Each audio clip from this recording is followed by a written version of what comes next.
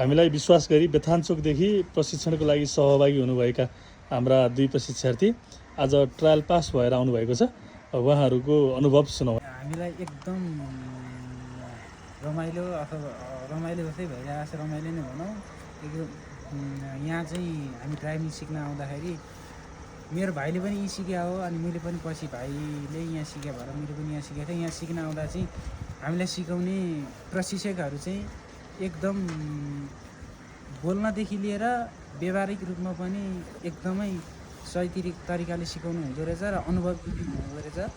र यहाँहरूलाई के पनि भन्न चाहन्छु भने यहाँ सिक्न चाहनु हुने आम सेवाग्राहीहरूले चाहिँ यस बिएनके ड्राइभिङ सेन्टरबाट नै सिक्नु भन्न चाहन्छु। र हामीले सिकेको आज 15 दिनको दिन यी 0 लेभलबाटै हामीले चाहिँ ट्रायल पास गर्न सफल भयौँ।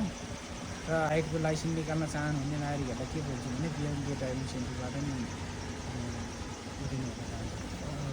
त्यही हो सर, उहाँले भने जस्तै मैले खासमा अब गाडी भनेको अब त्यति चढ्नेको नि थिएन, त्यति स्ट्रिङ मैले छोएको पनि थिएन सर।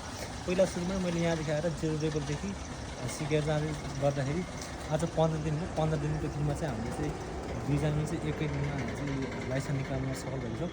अब यहाँको अब ऊ भनेको चाहिँ मेन अब विशेषता भन्दा यहाँको अब सिकाउने जुन दाजुभाइहरू चाहिँ एकदम राम्रोसँग प्रष्ट हिसाबले त्यो हामीलाई चाहिँ अब सिकाउनु हुँदो रहेछ। अब यही खुसी लाग्यो। अब यो बिएनकेलाई चाहिँ अब हाम्रो 2 जनाको तर्फबाट चाहिँ अब धेरै हामी धन्यवाद दिन चाहन्छौँ। र यदि भोलिको दिनमा कसैले यो भिडियो हेर्दै हुनुहुन्छ भनेदेखि उहाँहरूलाई पनि यदि ड्राइभिङ सिक्ने इच्छा उहाँहरूले कसैले गरिराख्नु भएको छ भनेदेखि पनि बिएनके ड्राइभिङ सेन्टरलाई सम्झनु हुन म यो भिडियो जसले हेर्नुहुन्छ उहाँहरूलाई चाहिँ म हार्दिक अनुरोध पनि गर्न चाहन्छु। हस्, धन्यवाद।